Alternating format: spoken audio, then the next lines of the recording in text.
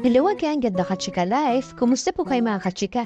Heto na naman po tayo para sa panibago nating showbiz update. Ilang araw na nga po at magaganap na po ang 29th birthday ni Miss Catherine Bernardo at sobrang excited na po ang mga fans ni Miss Catherine kung ano po ang kaganapan sa kanyang kaarawan at kung sino-sino ang kanyang mga inimbita.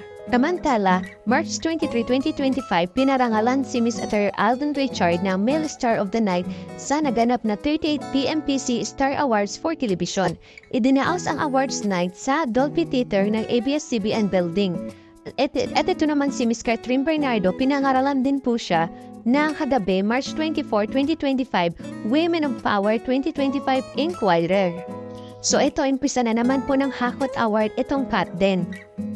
At alam natin na hindi lang po ito yung award na matatanggap nila dahil nga po sa pinamalas nilang galing dito sa movie nila na Hello, Love Again.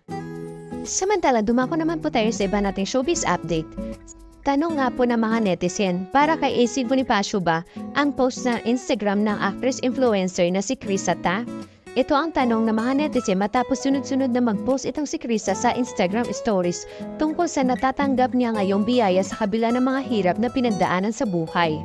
Nakaraang lamang pong linggo, March 23, 2025, nag-post nga po itong si Miss Krisa ng video niya habang nagme-makeup sa loob ng sasakyan.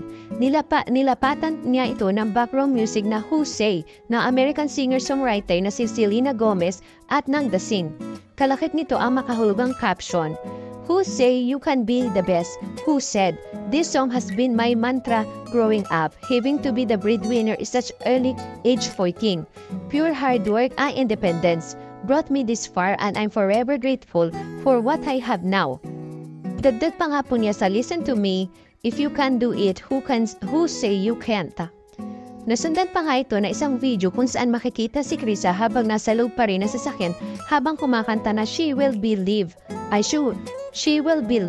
ng Maroon 5. Sa text caption ng video ay mababasa ito, This world just always aligned with me. It's called fate, is this in luck?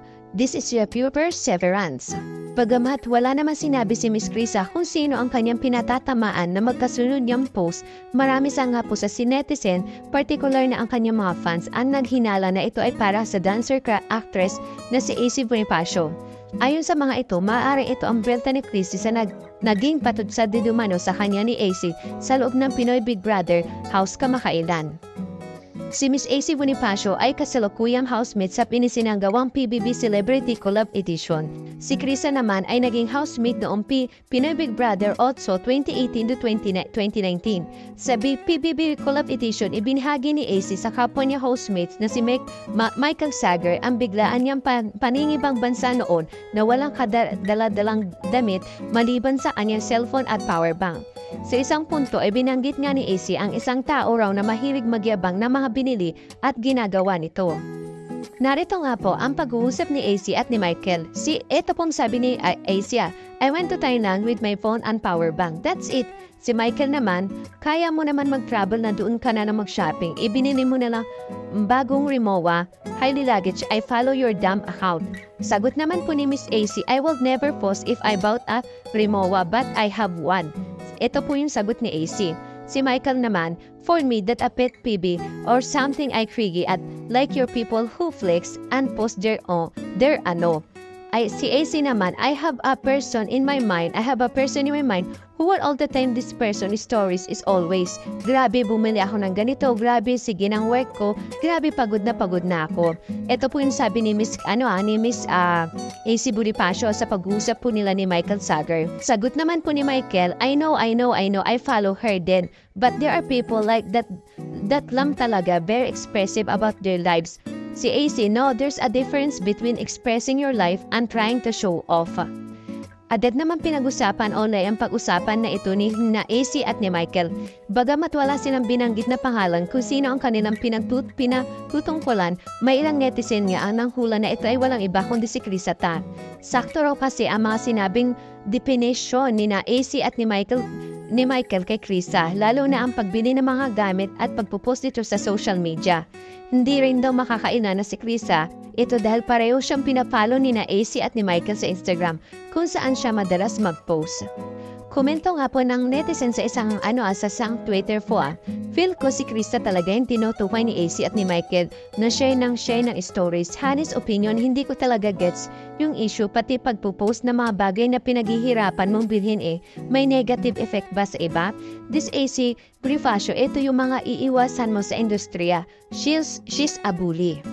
Sabi pa po ng isa sa komento, Krista is a literal self-made and she can brag everything she have right now. All she wants. Sentimento naman ng isa, there's nothing wrong with showing off the things that you work hard for, especially if you know you truly deserve them. After all, success and achievements, no matter how big or small, are meant to be celebrated. If someone chooses to share their achievements, whether it's a new purchase, a milestone, or well-earned reward that theirs right, is not about bragging, but about appreciating their own hard work and progress.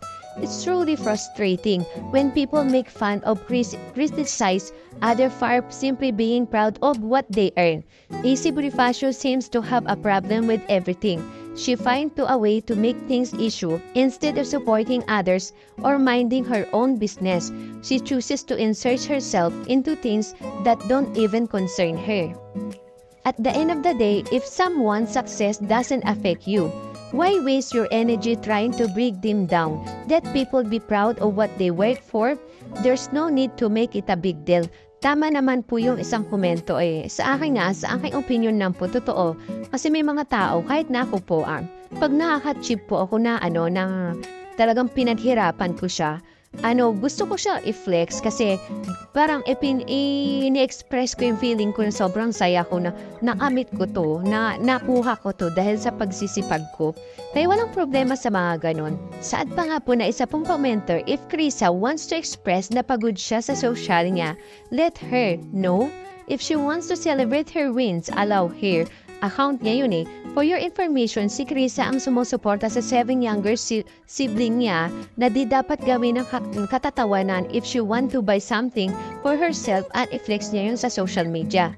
Dagdag na po na isang commentor, once Krisa that AC Bonifacio and Michael were talking about the fact that it triggers them when people brag about the brands and all the luxury things people show offline. It will never go wrong as long as the people don't ask money from you. If it made their day, shut up. Ilang mga netizen din ang kinonekta ang nangyari sa nakaraan daw ni na AC at Krisa. May mga nagsabing ginagawa raw ito ni AC dahil may galit siya sa dating collab team ng boyfriend niya ngayong si Harvey Bautista. Bukod pa rito ang pagkakadawit ng pangalan doon ni Miss Krisa sa umani paghihiwalay ni AC sa dating niyang nobyo na si Baguio Bember Note Porcala. Samantala nga po, dun po sa nakita po natin na interview kay Miss Krisa, wala pa po itong pahayag at kung yung naging issue nila ni Miss AC Bonifacio. Sa ngayon, hinihintay pa po natin yung confirmation kung sino ba talaga ang pinatatamaan ni Miss Krisa at or sino ba yung pinag-uusapan nila ni AC Bonifacio o ni Michael Sagay. Kasi nga, marami nga po nagsasabi na ito nga po daw si Miss Krisa yung pinatatamaan nila doon sa yung binabanggit nila or tinutukoy nila ito nga po si Miss Krisa. Thank you for watching. Kung nagustuhan niyo po ang video ito, subscribe na sa Starlight Showbiz YouTube channel and please don't forget to hit the bell button for our latest updates.